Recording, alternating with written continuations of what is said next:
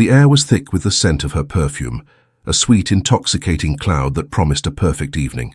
I was waiting, calm, almost bored, until she walked in. Her presence was a storm, a silent, deliberate force that changed the atmospheric pressure in the room. And when her hand brushed against mine, it wasn't an accident, it was a declaration. And in that brief electric moment, the world tilted on its axis, and I knew with a chilling certainty that everything I thought I knew about desire, loyalty, and the very foundations of my life was about to shatter. Before we dive deeper into this tangled web, if you're finding yourself intrigued by the mysteries unfolding, please consider hitting that subscribe button and turning on notifications. It helps the channel grow, and you won't miss a single twist in this story. The late afternoon sun, a weak watery orange, struggled to pierce through the persistent haze that clung to the Los Angeles skyline.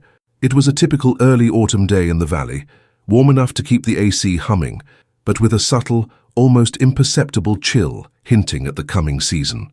I was sprawled on the plush, oversized sofa in Chloe's living room, a half-empty glass of iced tea sweating on the polished mahogany coffee table beside me. The muffled sounds of Chloe's laughter and the rustle of clothes drifted from her bedroom down the hall, a familiar symphony of pre-date preparations.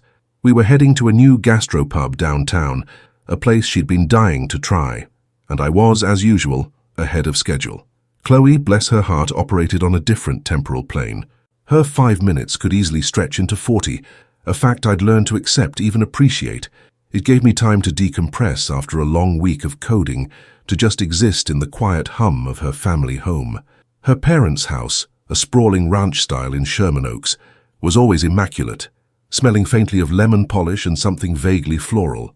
It was a stark contrast to my own cramped apartment in Silver Lake, a place perpetually smelling of stale coffee and ambition. I scrolled idly through my phone, pretending to be engrossed in an article about the latest tech trends, but my mind kept drifting. Chloe and I had been together for 2 years, 2 years of comfortable routines, shared jokes, and a love that felt as solid and predictable as the sunrise. We talked about the future, moving in together, maybe even a ring someday. It was a good life, a stable life, or so I thought. A sudden shift in the light caught my eye. A shadow fell across the room, not from the window, but from the doorway leading to the kitchen. I looked up. Victoria, Chloe's mother. She stood there, framed by the archway, a figure of effortless elegance even in a simple silk blouse and tailored trousers. Her dark hair, streaked with silver that only enhanced her sophisticated aura, was pulled back in a sleek chignon.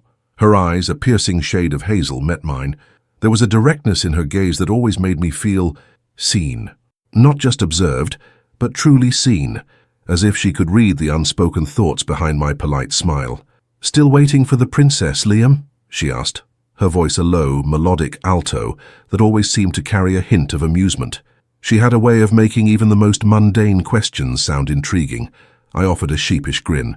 "You know Chloe. Fashionably late is her default setting." Victoria chuckled, a soft, warm sound. She walked further into the living room, her movements fluid and graceful. She carried a small, empty ceramic mug, which she placed on the coffee table next to my iced tea. Her proximity immediately changed the atmosphere. It wasn't just her physical presence, it was the subtle shift in the air, a heightened awareness that always accompanied her. "She'll be worth the wait, I'm sure," Victoria said, her eyes still on mine. There was a knowing glint in them, a shared understanding of Chloe's endearing quirks. "Are you comfortable? Can I get you anything else? Another iced tea?" "No, I'm good, thank you, Victoria," I replied, feeling a familiar warmth spread through me. She was always so attentive, so genuinely hospitable. It was one of the things I admired about her. She wasn't just Chloe's mother.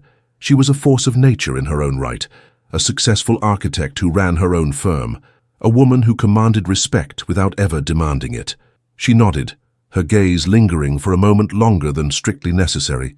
Then she turned, ostensibly to head back to the kitchen. But as she passed the sofa, her hand, cool and soft, brushed against my arm. It wasn't a fleeting touch, a casual accident. It was deliberate.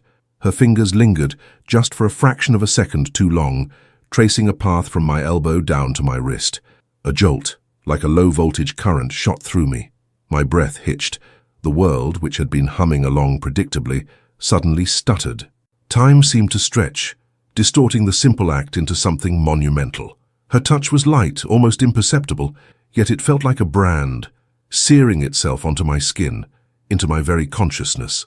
My eyes, which had been following her movement, snapped back to hers. Her hazel eyes, usually so composed, held a flicker of something I couldn't quite decipher. Was it curiosity, challenge, or something far more dangerous? A subtle, almost imperceptible smile played on her lips, a secret shared only between us. Then, as quickly as it had appeared, the moment vanished. Her hand moved away, her stride unbroken, and she continued towards the kitchen, leaving me frozen on the sofa, my arm tingling, my mind reeling. The scent of her perfume, a different, more sophisticated fragrance than Chloe's, now seemed to cling to me, mingling with the lingering sweetness of my girlfriend's. It was a heady, confusing mix.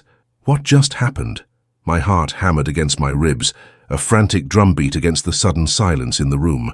Chloe's laughter from down the hall, which had been a comforting backdrop, now sounded distant, almost alien. I tried to rationalize it.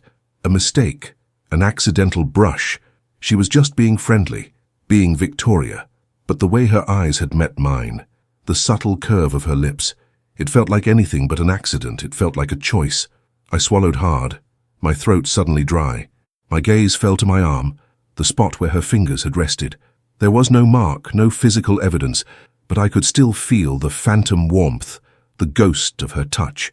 It was unsettling, exhilarating, and utterly terrifying. This was Chloe's mother. The woman who had welcomed me into her home, treated me like a son. The woman I respected, admired. And in one brief electric moment, she had shattered the comfortable boundaries of that relationship. 1,000 questions flooded my mind, each one more unsettling than the last. Was I imagining things? Was I projecting something onto an innocent gesture? Or had I just been initiated into a secret, unspoken game? My phone, still clutched in my hand, felt heavy, forgotten. The article about tech trends seemed utterly irrelevant. All I could focus on was the lingering sensation on my arm, the image of Victoria's eyes, and the unsettling knowledge that something fundamental had shifted. A few minutes later, Victoria returned, carrying a small, intricately carved wooden box. "Liam, darling, could you help me with this?" she asked, her voice perfectly composed, as if nothing out of the ordinary had transpired. "I'm trying to open it, but the latch is a bit stiff." I took the box from her, my fingers brushing hers again, this time intentionally brief, almost clinical. The box was beautiful, clearly an antique with delicate silver inlays. I fiddled with the latch, my mind still racing, trying to process the earlier interaction. My hands felt clumsy, my focus fragmented. "It's an old family heirloom," Victoria explained, leaning slightly closer, her voice a soft murmur. "My grandmother brought it from Italy. It holds some very precious memories." Her proximity was overwhelming. The subtle scent of her perfume, a sophisticated blend of jasmine and sandalwood, enveloped me. I could feel the warmth radiating from her body, the soft brush of her sleeve against my arm as I struggled with the latch. It was a different kind of intimacy, a quiet, almost domestic closeness that felt charged with an unspoken tension. Finally, with a soft click, the latch gave way. I opened the box. Inside, nestled on a bed of faded velvet, were a handful of old photographs, a delicate silver locket, and a dried rose. "Oh, thank you, Liam," Victoria said, her voice genuinely appreciative. She reached in, carefully picking up one of the photographs. It was a sepia-toned image of a young woman, strikingly beautiful, with eyes that reminded me of Victoria's. "This is my grandmother Isabella when she was just a girl." She looked at the photo with a wistful smile, her expression softening. For a moment, the tension that had coiled between us seemed to dissipate, replaced by a shared moment of quiet reflection. It was a brief reprieve, a return to the comfortable familiarity of our usual interactions. But the memory of her touch, the lingering question in my mind, remained. "She was beautiful," I offered, my voice a little rougher than I intended. "She was," Victoria agreed, her gaze still fixed on the photograph. "And she taught me a lot about life, about love, about what truly matters." She paused, then looked up at me, her eyes once again holding that unreadable depth. "Sometimes, Liam, the most important lessons come from the most unexpected places, don't they?" Her words hung in the air, loaded with a double meaning that only I seemed to perceive. Was she referring to the heirloom, to her grandmother's wisdom? Or was she subtly hinting at something else, something far more personal and immediate? My mind raced, trying to decipher the subtext, to understand the implications of her gaze, her tone. Before I could formulate a response, a cheerful voice cut through the quiet. "Liam! Mom! I'm ready!" Chloe, her voice bright and effervescent, was like a splash of cold water jolting me back to reality. Victoria's expression immediately shifted, the enigmatic glint in her eyes replaced by a warm maternal smile. She closed the box, her movements smooth and unhurried. "Perfect timing, darling," Victoria called out, her voice carrying easily down the hall. She placed the box back on the coffee table. "Liam was just helping me with this old thing." Chloe emerged from her bedroom, a vision in a vibrant emerald green dress that shimmered under the living room lights. Her blonde hair cascaded in soft waves around her shoulders, and her eyes, a sparkling blue, were alight with excitement. She looked absolutely stunning. "Wow, you look incredible," I said, the words coming out automatically, genuinely. But even as I spoke them, a part of me felt a strange disconnect. My gaze flickered from Chloe to Victoria, who was now smiling warmly at her daughter. The contrast between the two women, their different energies, their different scents, was suddenly stark. Chloe beamed, twirling slightly. "Thanks. This dress was a nightmare to get into, but totally worth it, right?" She walked over, giving me a quick, affectionate kiss on the cheek. Her lips were soft, familiar. Her scent, that sweet, youthful perfume, enveloped me. It was a comforting anchor, pulling me back to the familiar shores of our relationship. "Absolutely worth it," Victoria agreed, her voice smooth. "You'll turn heads, my dear," Chloe laughed, a happy, carefree sound. "Well, let's hope the food is as good as the outfit. Ready to go, Liam?" I nodded, pushing myself up from the sofa, my muscles feeling strangely stiff. "Ready when you are." As Chloe grabbed her small clutch bag from the console table, Victoria walked us to the front door.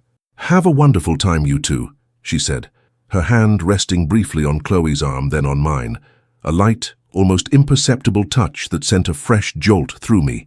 This time, I was ready for it.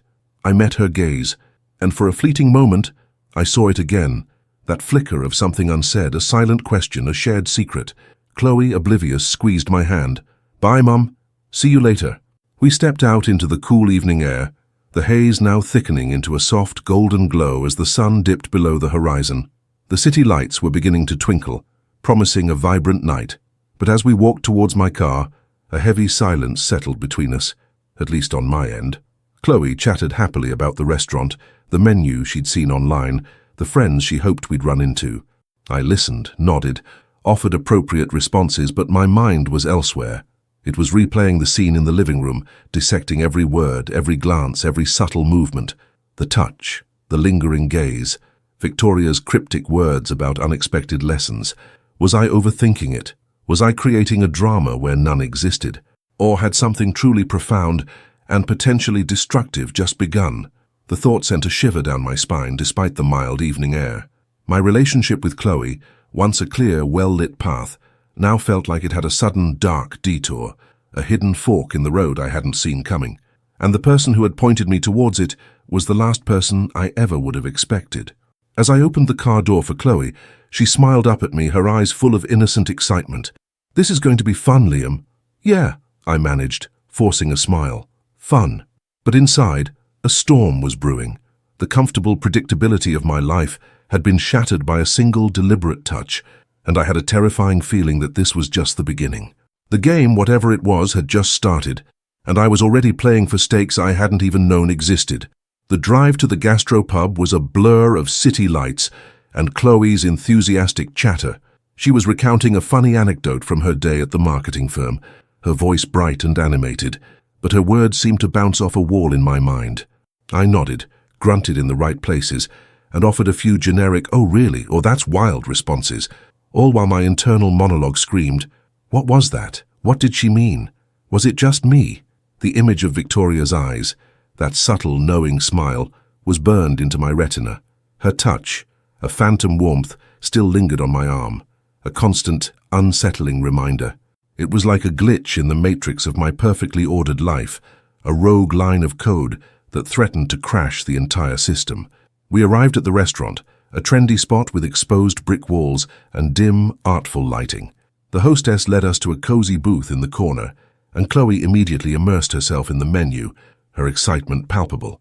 I tried to mirror her enthusiasm, but my smile felt stiff, a mask I was struggling to keep in place. "Oh, Liam, you have to try the truffle fries," she exclaimed, her finger tracing a line down the menu. "And this artisanal burger sounds amazing. What are you thinking?" I glanced at the menu, the words blurring before my eyes. Yeah, sounds good. I'm open to anything." Chloe looked up, a slight frown creasing her brow. "Are you okay? You seem a little quiet tonight." My heart gave a jolt. Busted. "Just a long week," I lied smoothly, forcing a more convincing smile. "Lots of debugging. My brain's a bit fried." She softened, reaching across the table to squeeze my hand. "Poor baby. Well, let's get some good food in you. Maybe a glass of wine will help you unwind." I managed a grateful nod, feeling a fresh wave of guilt wash over me. Chloe was so sweet, so understanding. She deserved better than my distracted, conflicted self. But how could I explain what was happening when I barely understood it myself? How could I even begin to articulate the unsettling intimacy of her mother's touch, the unspoken current that now seemed to flow between us? The dinner proceeded in a similar vein. I tried my best to engage, to be present, but every now and then, my mind would drift back to Victoria. I found myself replaying the scene in the living room, analyzing every micro-expression, every inflection in her voice. Was I imagining things? Was I projecting my own subconscious desires onto an innocent interaction? The thought was almost as disturbing as the alternative. As the evening wore on, Chloe's initial concern gave way to a quiet resignation. She continued to talk, but her voice lost some of its sparkle. I could feel her pulling back, sensing my emotional distance. The comfortable intimacy that usually defined our dates felt strained, replaced by an awkward chasm that I couldn't bridge. "Liam," she said softly, as we waited for the check, her voice barely above a whisper, "is something really wrong?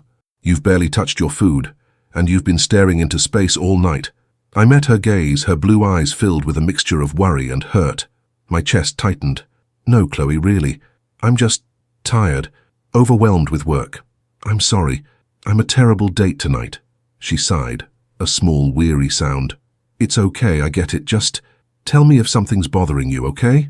You know you can talk to me." "I know," I said, reaching for her hand and squeezing it, trying to convey a sincerity I didn't entirely feel. "I promise." The lie tasted bitter on my tongue. How could I talk to her about this? How could I tell her that her mother, the woman who had always been so kind and welcoming, had just ignited a spark of confusion and forbidden desire within me? It was unthinkable. The drive home was quieter. Chloe leaned her head against the window, watching the city lights pass by. The easy laughter and light-hearted banter that usually filled our car was absent, replaced by a heavy silence that spoke volumes. When we pulled up to her house, the lights were off, indicating Victoria and her father, Richard, were likely already asleep. Chloe gave me a quick, subdued kiss goodnight. "I hope you feel better, Liam," she murmured, her voice still tinged with concern. "I will," I promised, watching her walk up the path, her shoulders slightly slumped. The sight of her, so sweet and vulnerable, twisted a knot of guilt in my stomach. I was a mess and it was unfair to her. I drove back to my apartment in Silver Lake, the city's neon glow doing little to dispel the darkness in my mind. The moment I stepped through my door, the silence of my apartment felt oppressive. I threw my keys onto the counter, stripped off my clothes, and collapsed onto my bed, staring at the ceiling. Sleep wouldn't come. My mind was a relentless loop, replaying Victoria's touch, her gaze, her words. Sometimes, Liam, the most important lessons come from the most unexpected places, don't they? Was it a test, a flirtation, or was I just a naive fool, misinterpreting a simple gesture? The thought of it being a flirtation, however subtle, sent a jolt of something akin to fear, but also a strange, undeniable thrill through me. Victoria was a beautiful woman, undeniably attractive, with a sophisticated charm that was intoxicating. But she was Chloe's mother. The very idea was a betrayal, a line I wouldn't cross. Yet, the seed had been planted, and it was already beginning to sprout. The next few days were a blur of work and internal turmoil. I tried to avoid going to Chloe's house, making excuses about deadlines and late nights at the office. But Chloe, ever persistent, insisted on coming to my place or meeting for lunch. I was grateful for the reprieve from Victoria's presence, but the guilt of my deception gnawed at me. One afternoon, Chloe called, her voice bright. "Mom's making her famous lasagna tonight. You have to come over, Liam." She's been asking about you. My stomach clenched. Oh, Chloe, I don't know. I've got a huge project due tomorrow and I really need to focus. Nonsense, she laughed. I can't work all the time. Mom said she'd even pack you some leftovers for lunch tomorrow, please. She really wants to see you. The mention of Victoria wanting to see me sent a strange mix of dread and anticipation through me.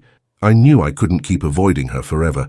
It would only raise suspicions, and a part of me, a dark, forbidden part, was curious. I wanted to see her again, to test the waters, to see if I had imagined it all.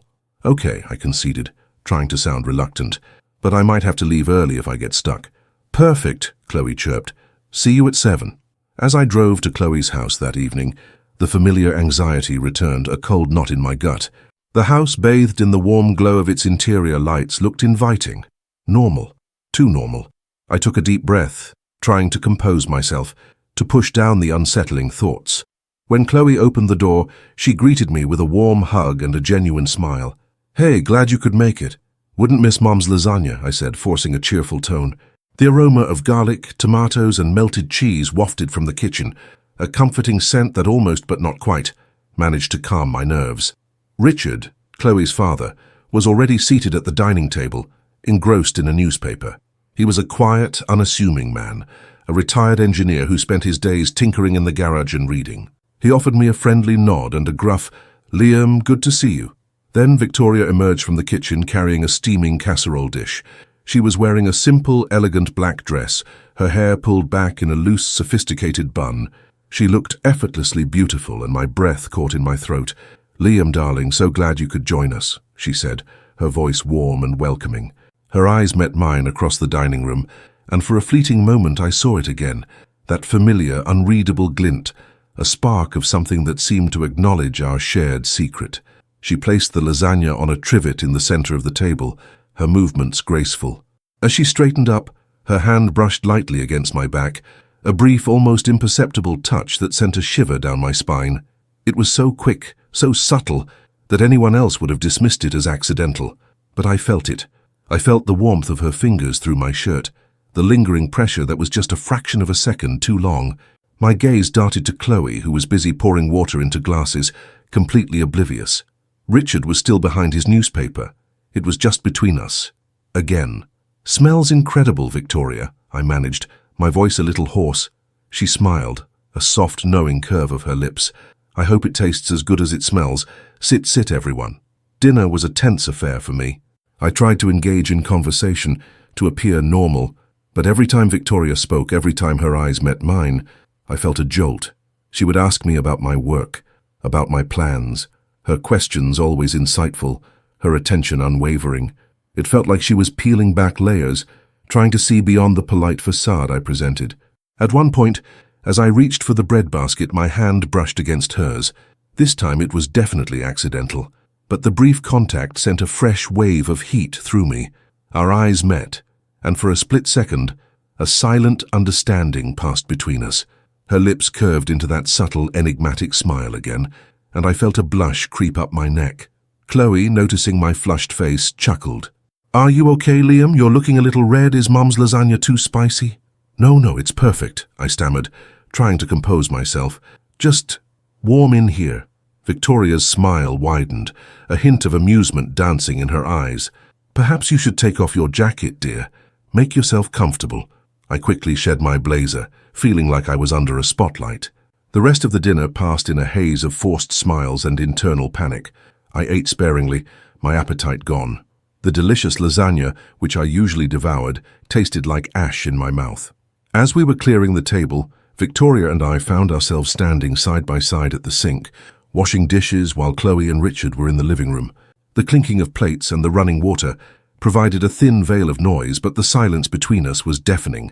"You've been very quiet tonight, Liam," Victoria said, her voice low, almost a whisper, barely audible over the running water. She was drying a plate, her movements slow and deliberate. "Is everything all right?" I hesitated, my heart pounding. This was it, the moment of truth. I'm fine, Victoria, just a lot on my mind." She turned slightly, her hip brushing against mine. The contact was fleeting, but it was enough to send a fresh jolt through me. Her eyes, those piercing hazel eyes, were fixed on mine, searching, probing.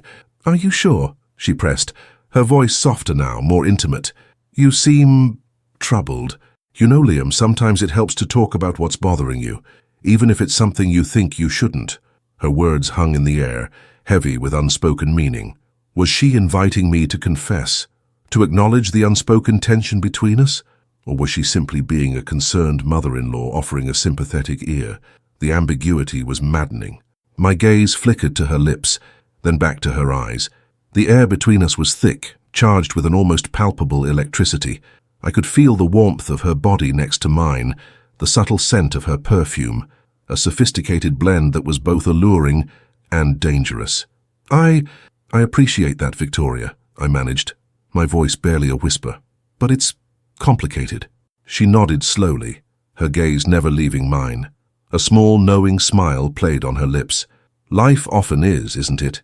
Especially when you find yourself at a crossroads you never expected. Her words were a direct hit, a confirmation that she knew exactly what was happening, what I was feeling. It was a terrifying realization, but also, undeniably, a thrilling one. She wasn't just acknowledging the tension, she was actively participating in it, fueling it.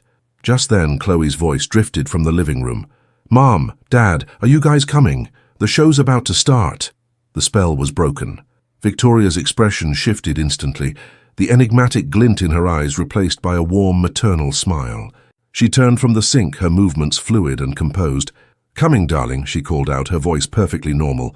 She gave my arm a light, friendly pat, a perfectly innocent gesture that to me felt loaded with a secret message. "Don't worry too much, Liam. Everything has a way of working itself out." She walked away, leaving me standing at the sink, my heart hammering, my mind reeling. Her words echoed in my ears, a tantalizing riddle. Everything has a way of working itself out. Was that a promise, a warning, or an invitation? I finished drying the last plate, my hands trembling slightly. The comfortable, predictable world I had inhabited just a few days ago felt like a distant memory. I was caught in a web of unspoken desires and forbidden attractions, and the spider at the center of it all was Chloe's mother. Later that night, as I drove home, the city lights seemed to mock my confusion. I was trapped, caught between my loyalty to Chloe and the undeniable, unsettling pull I felt towards Victoria. The guilt was immense, a heavy weight on my conscience. But beneath the guilt, a dangerous curiosity simmered. What would happen next? How far would this go? I knew with a chilling certainty that I was playing with fire, and the terrifying part was, I wasn't entirely sure I wanted to stop. The comfortable stability of my life had been replaced by a thrilling, dangerous uncertainty, and I was, against my better judgment, drawn deeper into its intoxicating current. If you're finding this story as captivating as Liam finds himself in this predicament, don't forget to hit that like button and subscribe to the channel. Your support helps us bring more gripping narratives like this one to life. The drive home after the lasagna dinner was a blur of conflicting emotions. Guilt, hot and heavy, settled in my stomach like a lead weight. I was betraying Chloe, the woman I loved, the woman who trusted me implicitly. Yet beneath the crushing weight of that guilt, a dangerous, exhilarating current pulsed. Victoria. Her touch, her gaze, her cryptic words, they had ignited something within me, a forbidden flame that threatened to consume everything. Sleep was a distant luxury that night. I tossed and turned, the image of Victoria's knowing smile haunting my thoughts. Every time I closed my eyes, I saw her, felt her presence, heard her low, intimate voice. The comfortable predictability of my life had been replaced by a thrilling, terrifying uncertainty, and I was, against my better judgment, drawn deeper into its intoxicating current. The following week was a torment. I found myself constantly checking my phone, half hoping for a text from Victoria, half dreading it. Chloe, sensing my continued distraction, grew more distant, her usual effervescence dulled by a quiet concern. Our conversations became stilted, filled with unspoken questions on her part and evasive answers on mine. "You're really not yourself lately, Liam," she said one evening, as we sat on my sofa watching a movie I barely registered. She leaned her head on my shoulder, but the gesture, usually comforting, felt like a heavy burden. "Is there something you're not telling me?" My heart hammered. "No, Chloe, really. Just work stress. It's been insane." The lie felt like a physical thing, a bitter taste in my mouth. She sighed, a small sad sound. "Okay, just remember I'm here for you no matter what." Her unwavering loyalty only deepened my guilt. I was a fraud, living a double life, even if the other life was currently confined to stolen glances and unspoken desires. A few days later, an unexpected opportunity arose. Chloe called, sounding flustered. "Liam, can you do me a huge favor? Mom's car broke down and she has a really important client meeting downtown this afternoon. Dad's out of town and I'm stuck at work. Could you possibly pick her up and drop her off?" My breath hitched. An hour alone with Victoria. The thought sent a jolt of both dread and excitement through me. Yeah, sure, Chloe. What time?" I tried to keep my voice casual, but I could feel my pulse quicken. "Around 2:30. Her meeting is at 3:30. You'd be a lifesaver." "No problem," I said, trying to sound nonchalant. "I'll be there." As I hung up, my hand trembled slightly. This was it. A controlled environment. A public setting, the car, but undeniable proximity. I spent the next few hours in a haze, my mind racing, rehearsing conversations, trying to anticipate what might happen. I even changed my shirt 3 times, agonizing over what to wear. It was ridiculous, I knew, but I couldn't help it. At 2:20, I pulled up to Chloe's house. Victoria was already waiting on the porch, a sleek leather briefcase in hand. She was wearing a tailored navy blue pantsuit that accentuated her elegant figure, and her hair was perfectly styled. She looked every inch the successful, confident architect. As I got out of the car to open the passenger door for her, her eyes met mine. That familiar, unreadable glint was there, a spark of something that seemed to acknowledge the unspoken tension between us. "Liam, you're a lifesaver," she said, her voice a low, melodic alto that sent a shiver down my spine. "Chloe told me you were busy, so I really appreciate this." "No problem at all, Victoria," I replied, trying to sound composed. "Happy to help." As she settled into the passenger seat, the subtle scent of her perfume filled the confined space of my car. It was intoxicating, a sophisticated blend that was both alluring and dangerous. I closed her door, walked around to the driver's side and got in, my hands gripping the steering wheel a little tighter than necessary. "The address is 707 Wilshire Boulevard," she said, her voice calm, professional. "It's a bit of a drive with traffic, so we should get going." I nodded, pulling away from the curb. The silence in the car was thick, charged with an unspoken electricity. I tried to focus on the road, on the flow of traffic, but my awareness of her presence beside me was overwhelming. Every subtle movement she made, every shift in her posture, registered with an almost painful intensity. "So, how's work been, Liam?" she asked, breaking the silence, her voice perfectly casual. "Chloe mentioned you've been swamped." "Yeah, it's been pretty hectic," I replied, grateful for the mundane topic. "We're launching a new feature next month, so it's all hands on deck." We talked about work for a while, a safe, neutral topic, but even as we discussed project deadlines and coding challenges, I could feel the undercurrent, the unspoken tension that hummed beneath the surface of our polite conversation. Her questions were insightful, her comments intelligent, and I found myself genuinely enjoying the intellectual exchange, even as my body was screaming a different message. As we navigated the congested downtown streets, a sudden jarring bump sent a jolt through the car. I had hit a pothole I hadn't seen. Victoria gasped softly, and her hand instinctively reached out and gripped my arm. It was a firm, warm grip, her fingers pressing into my bicep. This wasn't a brush, a fleeting touch. This was a deliberate hold, born of surprise but lingering for a fraction of a second too long after the jolt had passed. My breath hitched. The scent of her perfume seemed to intensify, enveloping me. "Oh, sorry about that," I mumbled, my voice a little rough. "Didn't see that one." No, it's fine," she said, her voice a little breathless. Her hand remained on my arm, her thumb subtly stroking the fabric of my shirt. Just startled me. My gaze flickered to her hand, then to her face. Her eyes, those piercing hazel eyes, met mine. There was a flicker of something raw, something undeniably sensual in their depths. A subtle, almost imperceptible smile played on her lips, a secret shared only between us. The air in the car crackled with an almost unbearable tension.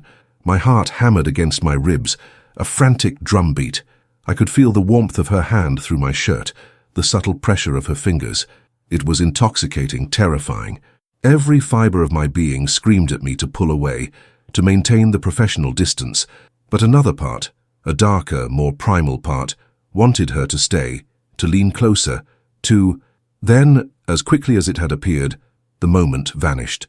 She withdrew her hand, her movement smooth and composed, as if nothing out of the ordinary had transpired. She adjusted her blazer, her gaze now fixed on the passing cityscape. "We're almost there," she said, her voice perfectly calm, betraying no hint of the electric current that had just passed between us. I swallowed hard, my throat suddenly dry. My hands, still gripping the steering wheel, felt clammy. The rest of the drive was a blur. I pulled up to the sleek modern building, my mind still reeling from the encounter. "Thank you so much, Liam," Victoria said, gathering her briefcase. She leaned slightly closer as she unbuckled her seatbelt, her voice a low murmur. "You truly saved my day." Her eyes met mine again, and this time the smile was more pronounced, more knowing. "Perhaps I can make it up to you sometime." Her words hung in the air, loaded with a double meaning that only I seemed to perceive. Was it a polite offer of gratitude or something more? My mind raced, trying to decipher the subtext, to understand the implications of her gaze, her tone. Before I could formulate a response, she opened the car door and stepped out, her movements fluid and graceful. She gave me a final, lingering look, a subtle nod, and then disappeared into the bustling lobby of the building. I sat there for a moment, engine still running, staring at the empty passenger seat. The scent of her perfume still lingered, a ghost of her presence. My arm still tingled where her hand had rested. I felt like I had just walked through a minefield and barely made it out alive. The drive back to my apartment was a torment. The city, usually a source of comfort, now felt like a suffocating cage. I was caught, inextricably tangled in a web of forbidden desire and overwhelming guilt. The line between right and wrong, once so clear, had blurred into an indistinguishable mess. The next few days were a blur of work and internal turmoil. I tried to immerse myself in coding, to drown out the noise in my head, but it was useless. Victoria was everywhere, in my thoughts, in my dreams, in the subtle scent of her perfume that seemed to cling to my clothes. Chloe, meanwhile, was growing increasingly frustrated with my distance. "Liam, what is going on?" she demanded one evening, her voice laced with hurt. We were supposed to be having a quiet dinner at my place, but the tension between us was palpable. "You're constantly distracted. You barely listen to me. It feels like you're miles away." I looked at her, her beautiful blue eyes filled with pain, and a fresh wave of guilt washed over me. She deserved the truth, but how could I possibly tell her? How could I confess that her mother, the woman she loved and admired, was slowly, subtly seducing me? "I'm sorry, Chloe," I said, my voice heavy with remorse. "You're right. I've just been under a lot of pressure at work. I'm really trying to focus, but it's hard." She sighed, running a hand through her hair. "I get that, but it feels like more than just work. It feels like you're pulling away from me." "No," I protested, perhaps too vehemently. "Never. You're the most important thing to me." The words felt hollow, a desperate attempt to cling to a truth that was rapidly eroding. She looked at me, her gaze searching, and for a moment I thought she saw right through me. But then her expression softened. "Okay," she said, her voice quiet. "Just please talk to me, don't shut me out." "I won't," I promised, pulling her into a hug, burying my face in her hair, inhaling her sweet, familiar scent. I wanted to believe my own words, wanted to push Victoria out of my mind, to return to the comfortable stability of my relationship with Chloe, but the forbidden pull was too strong. A few days later, another family gathering. Richard's birthday. A casual backyard barbecue at Chloe's house. I dreaded it, but knew I couldn't avoid it. As I arrived, the backyard was already bustling with family and friends. The smell of grilling burgers and hot dogs filled the air, mingling with the sound of laughter and cheerful chatter. Richard, looking relaxed in a Hawaiian shirt, greeted me with a hearty handshake. Chloe, radiant in a summer dress, immediately pulled me into a hug. "Glad you made it," she chirped, her earlier concerns seemingly forgotten in the festive atmosphere. "Mom's just finishing up the potato salad." My gaze immediately drifted towards the kitchen door, and there she was, Victoria emerging with a large bowl of potato salad, her movements graceful and composed. She was wearing a light flowing sundress that subtly highlighted her figure, and her hair was tied back with a silk scarf. She looked stunning, effortlessly elegant even in a casual setting. Her eyes met mine across the crowded backyard, and for a fleeting moment that familiar, unreadable glint was there. A subtle, almost imperceptible smile played on her lips, a silent acknowledgement of our shared secret. My heart gave a familiar jolt. As she placed the potato salad on the picnic table, Chloe introduced me to some distant relatives. I tried to engage, to be polite, but my attention kept drifting back to Victoria. She moved through the crowd with an easy confidence, chatting with guests, her laughter light and melodic. Later, as the sun began to dip below the horizon, casting long shadows across the yard, I found myself alone by the grill, flipping burgers. Richard had gone inside to get more drinks, and Chloe was engrossed in a conversation with her aunt. Suddenly, a presence beside me, Victoria. "Need any help there, Chef Liam?" she asked, her voice a low murmur barely audible over the general din of the party. She leaned against the railing of the deck just a few feet from me, her gaze fixed on the sizzling burgers. "Just about done," I replied, trying to keep my voice steady. The proximity was overwhelming. The subtle scent of her perfume, that sophisticated blend of jasmine and sandalwood, enveloped me. "You're quite good at this," she observed, her eyes now on me. "A man of many talents." I felt a blush creep up my neck, just trying not to burn them. She chuckled, a soft, warm sound. "I'm sure you'll manage. You always seem to, don't you?" Her words, seemingly innocuous, carried a subtle double meaning, a hint of something deeper. I turned a burger, trying to avoid her gaze, but I could feel the intensity of her stare. "I try." "You do," she agreed, her voice softer now, more intimate. She took a step closer, her hip brushing lightly against mine. The contact was fleeting, but it was enough to send a fresh jolt through me. "How you try very hard, Liam, I've noticed." My breath hitched. Her words, her proximity, the subtle brush of her body against mine. It was all too much. I could feel the heat radiating from her, the almost palpable tension that hummed between us.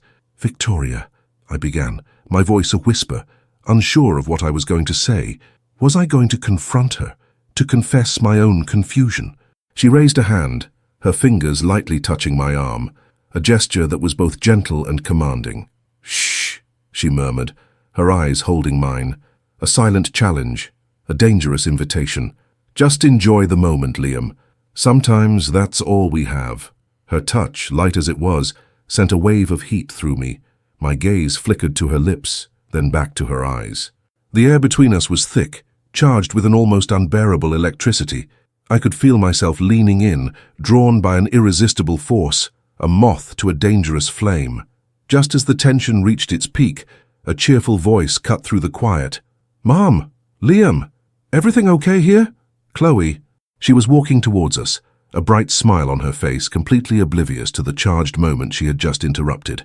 Victoria immediately withdrew her hand, her expression shifting instantly, the enigmatic glint in her eyes replaced by a warm, maternal smile. "Perfectly fine, darling," Victoria said, her voice perfectly composed. "Liam's just showing off his grilling skills." Chloe laughed, wrapping an arm around my waist. "He's the best. Are they ready yet? I'm starving." "Almost," I managed, my voice a little rough, my heart still hammering. I glanced at Victoria, who was now smiling warmly at her daughter, her face a mask of innocent maternal affection. The contrast was jarring, almost surreal. The rest of the evening passed in a haze. I tried to act normal, to engage with Chloe, but my mind was a whirlwind of confusion and desire. The encounter by the grill had pushed me further to the edge, confirming that this was not just my imagination. Victoria was playing a game, and I was, against my better judgment, a willing participant. As I drove home later that night, the city lights seemed to mock my turmoil. I was caught in a dangerous dance, a silent seduction that threatened to unravel my entire life. The guilt was immense, a heavy weight on my conscience, but beneath the guilt, a dangerous curiosity simmered. What would happen next? How far would this go? I knew with a chilling certainty that I was playing with fire, and the terrifying part was, I wasn't entirely sure I wanted to stop. The comfortable stability of my life had been replaced by a thrilling, dangerous uncertainty, and I was, against my better judgment, drawn deeper into its intoxicating current. The crossroads Victoria had spoken of were no longer in the distance. I was standing right in the middle of them, and the path forward was shrouded in a tantalizing, terrifying darkness. If you're as captivated by Liam's predicament as I am, make sure to show your support. Hit that like button and subscribe to the channel so you don't miss the dramatic conclusion of this story. Your engagement helps us create more compelling narratives like this one. The drive home after Richard's birthday barbecue was a silent, suffocating journey. The lingering scent of grilled meat and summer air in my car did little to mask the acrid taste of guilt in my mouth. Victoria's touch, her whispered words by the grill, "Just enjoy the moment, Liam. Sometimes that's all we have," echoed in my mind, a dangerous mantra. Chloe's oblivious laughter, her innocent arm around my waist, felt like a betrayal I was actively participating in. I was a man teetering on the edge of a precipice, and the ground beneath me was crumbling fast. The following days were a torment of internal conflict. My work suffered, my focus shattered. I found myself staring blankly at my code editor, lines of logic blurring into an indecipherable mess. Chloe noticed, of course. Her patience, once boundless, was wearing thin. "Liam, seriously, what's going on?" she asked one evening, her voice sharp with frustration. We were supposed to be planning a weekend getaway, but my mind was miles away. "You're not listening to me. You're constantly on edge. It's like you're a completely different person." I looked at her, her beautiful face etched with concern and a hint of anger. The sight of her pain twisted a knot in my stomach. I'm just really stressed, Chloe. This new project is a nightmare." It was a flimsy excuse, and I knew it. She threw her hands up in exasperation. "Stress? This isn't just stress, Liam. This is you shutting me out. You used to tell me everything. Now it feels like there's a wall between us." Her voice cracked slightly. "Are you even happy with me anymore?" Her question hit me like a physical blow. Was I happy? The comfortable, predictable happiness I once felt with Chloe now seemed distant, overshadowed by the thrilling, dangerous uncertainty Victoria had introduced. I loved Chloe, I truly did, but the forbidden pull towards her mother was an undeniable force, a dark current dragging me deeper. "So of course I'm happy with you, Chloe," I said, reaching for her hand, my voice heavy with a sincerity I desperately wanted to believe. "You're everything to me." The words felt hollow, a desperate attempt to cling to a truth that was rapidly eroding. She pulled her hand away, her eyes glistening. "Then act like it, Liam, please, because right now I don't know what to think." The conversation ended in a tense silence, a chasm opening between us that felt wider than ever before. I knew I couldn't keep living like this. Something had to give. The something came in the form of a text message 2 days later, not from Chloe, but from Victoria. "Liam, could you possibly help me with something at the house this afternoon? Richard is still out of town and I could really use an extra pair of hands." Around 3 p.m., my heart leaped into my throat. 3 p.m. Richard out of town, Chloe at work. It was an invitation, thinly veiled, but an invitation nonetheless. My mind screamed, no. My conscience roared with warnings. But a darker, more primal part of me, the part that had been drawn to her from the beginning, whispered yes. I typed a quick reply, my fingers trembling. "Sure, Victoria. I'll be there." The hours leading up to 3 p.m. were agonizing. I tried to work, but my mind was a whirlwind. Guilt and anticipation battled within me, a brutal war for my soul. I knew with a chilling certainty that I was walking into a situation that could destroy everything, but I couldn't stop myself. The curiosity, the forbidden thrill, was too powerful. At exactly 3 o'clock, I pulled up to Chloe's house. The familiar ranch-style home, usually a symbol of comfort and stability, now seemed to loom, a silent accomplice to the drama unfolding within its walls. I took a deep breath, trying to steady my racing heart, and walked to the front door. Victoria opened it almost immediately, as if she had been waiting. She was wearing a simple, elegant silk robe, its fabric shimmering softly in the afternoon light. Her dark hair was loose, falling in soft waves around her shoulders, and her eyes, those piercing hazel eyes, held a depth I had never seen before. There was no pretense, no subtle hints this time, just raw, undeniable invitation. "Liam," she said, her voice a low, husky murmur that sent a shiver down my spine. "Thank you for coming." I swallowed hard, my throat suddenly dry. The scent of her perfume, that sophisticated blend of jasmine and sandalwood, enveloped me, intoxicating and dangerous. "Of course, Victoria. What do you need help with?" My voice sounded strained, unnatural. She stepped aside, gesturing for me to come in. "Come in, darling. It's a bit of a delicate matter." I stepped inside, the door closing softly behind me, sealing us in. The house was quiet, almost eerily so. The usual hum of activity was absent, replaced by a heavy, charged silence. She led me into the living room, the same room where this all began. The late afternoon sun streamed through the windows, illuminating dust motes dancing in the air, creating an almost ethereal glow. "I need help moving some boxes from the attic," she explained, her voice still low, almost a whisper. "They're quite heavy and I don't want to risk hurting myself." It was a plausible excuse, a thin veil over the true purpose of my visit. I nodded, my gaze fixed on her, unable to look away. The silk robe, the loose hair, the directness of her gaze. It was all a deliberate performance, a silent seduction. "Okay," I managed, my voice barely audible. "Lead the way." She smiled, a slow, knowing curve of her lips that sent a fresh jolt through me. "Follow me." She led me up the stairs, her movements fluid and graceful.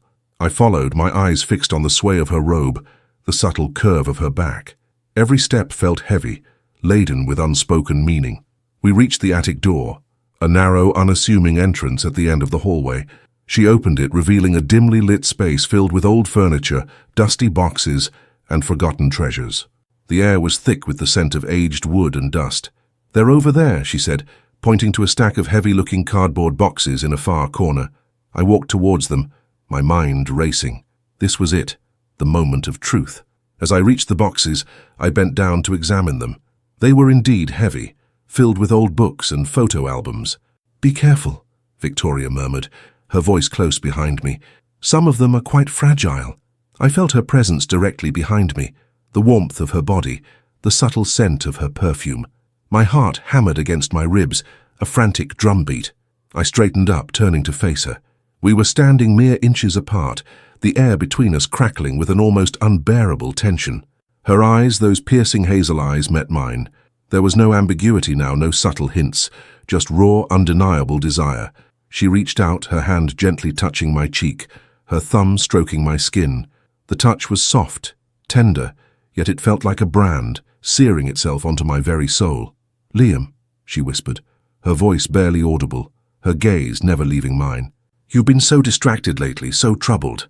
Her fingers traced the line of my jaw, then moved to the nape of my neck, her touch sending shivers down my spine. "Tell me, darling, what's truly on your mind?" Her words, her touch, her proximity, it was all too much. My breath hitched. I could feel myself leaning in, drawn by an irresistible force, a moth to a dangerous flame.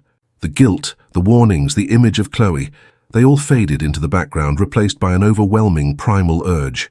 "Victoria," I whispered, my voice hoarse, my eyes fixed on her lips. Before I could finish, she leaned in, her lips brushing against mine. It was a soft, tentative kiss at first, a question more than a statement. But then as I responded, as my hands instinctively reached for her waist, pulling her closer, the kiss deepened. It was intoxicating, a rush of forbidden desire that consumed me, erasing everything else. Her lips were soft, warm, tasting of something sweet and dangerous. Her body pressed against mine, the silk robe a thin barrier between us. The world tilted on its axis. Time seemed to stop, suspended in this illicit moment. The dusty attic, the forgotten boxes, the very fabric of my life. It all dissolved into a haze of sensation. Her fingers tangled in my hair, pulling me closer, deepening the kiss, and I responded with an urgency that both thrilled and terrified me. It was a moment of pure, unadulterated passion, a surrender to a desire I had fought against for weeks. In that kiss, in that embrace, the comfortable predictability of my life shattered into a million pieces. The line had been crossed. The unspoken had been spoken. Then, as suddenly as it began, she pulled back, her breath coming in short, ragged gasps. Her eyes, wide and luminous, met mine. There was a flicker of something raw, something undeniably sensual, but also a hint of something else. Regret? Triumph? I couldn't tell. "Liam," she whispered, her voice trembling slightly. We shouldn't." Her words were a cruel irony, coming after what had just transpired. My mind, still reeling from the intoxicating rush, struggled to process them. "Victoria." She placed a finger on my lips, silencing me. "No, we can't. This is wrong." Her gaze was intense, searching mine. "You know it is." The sudden shift, the abrupt halt, left me disoriented, confused. One moment we were consumed by a forbidden passion. The next she was pulling back, invoking the very morality we had just transgressed. "But," I started, my voice still hoarse. She shook her head, a small, sad smile playing on her lips. "Some lessons, Liam, are learned the hard way, and some desires, however strong, are meant to remain unspoken." She took a step back, creating a physical distance between us that felt like a chasm.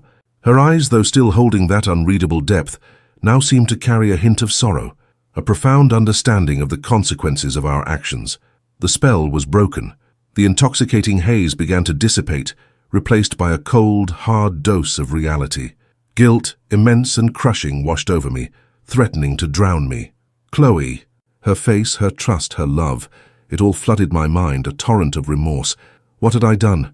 Victoria, her composure slowly returning, gestured vaguely towards the boxes. Perhaps we should just focus on these boxes after all. Her voice was now calm, almost detached, as if the last few minutes had never happened. I nodded, my mind reeling, my body still tingling from her touch. The air in the attic, once charged with desire, now felt heavy with unspoken regret. We spent the next half hour in a strained silence, moving boxes, my movements clumsy, my mind a whirlwind of confusion and self-loathing. Every time our hands brushed, every time I caught a glimpse of her, a fresh wave of conflicting emotions washed over me. When the last box was moved, I mumbled a quick goodbye, barely meeting her gaze, and practically fled the house. The cool afternoon air outside did little to clear my head. I got into my car, my hands trembling as I started the engine. The drive back to my apartment was a blur of tears and self-recrimination. The comfortable predictability of my life was gone, shattered by a single deliberate touch, and then by a forbidden kiss. Everything had changed. The title of this story, once a mysterious hook, was now a chilling reality. I pulled into my apartment complex, my mind a chaotic mess. I knew with a terrifying certainty that I couldn't go back to Chloe as if nothing had happened. The betrayal was too profound, the guilt too immense.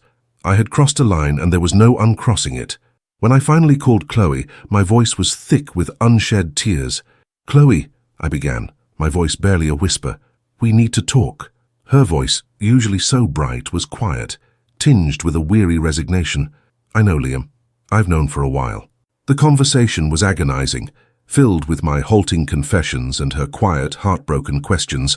I couldn't bring myself to tell her the full truth, couldn't reveal the identity of the other woman. The shame was too great. But I admitted to my emotional distance, to my confusion, to the fact that I had irrevocably broken her trust. Chloe, despite her pain, listened with a quiet dignity that only deepened my remorse. I think we need a break, Liam," she finally said, her voice trembling.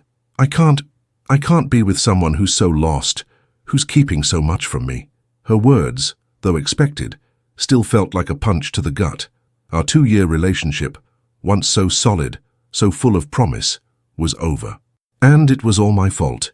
In the weeks that followed, the silence from Chloe was deafening. Victoria, surprisingly, also went silent. No texts, no calls, no lingering glances. It was as if the entire episode had been a fever dream, a hallucination.